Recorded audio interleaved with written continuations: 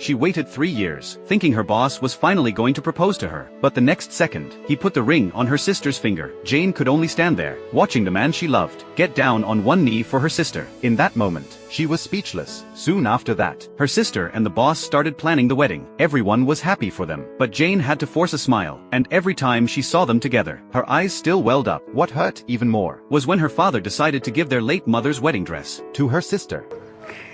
Jane, you don't mind, right? No.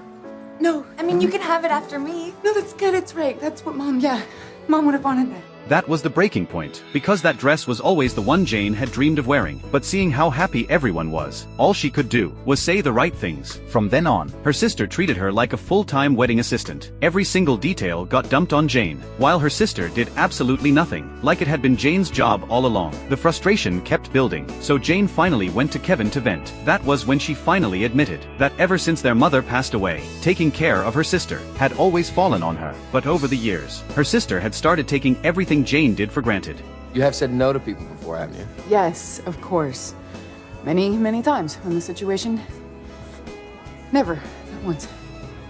Bobby, you want to say no. But I can't. It's my sister. Then one day, Jane was at a cake tasting with her sister, and when she turned around, she saw Kevin standing there, clapping. Jane was stunned. She had no idea Kevin was actually a reporter, and the only reason her sister brought her along was to get the wedding featured in the paper. Jane felt completely betrayed. She couldn't believe he was tied to all of this too. It felt like there was no escape. The next day, Kevin showed up at Jane's apartment, claiming he needed some details for the wedding story, but Jane didn't realize he wasn't really there for her sister. He was there for her. The second Kevin walked into her room and saw a closet full of bridesmaid dresses, he froze. Then he couldn't help himself and started making fun of how ugly they were. He couldn't understand why Jane had kept every single one. Jane wasn't having it, so just to prove him wrong, she started trying on her favorite dresses, but she walked right into his trap. While she wasn't looking, Kevin secretly photographed her entire collection, and once Jane came out in the dresses, he kept snapping photos. You are totally right about the dress. It is not that bad, but come on, the color, please. Well, it's your flash. I think it's blowing it out weird, and if it were just a normal... Okay, it's not very good.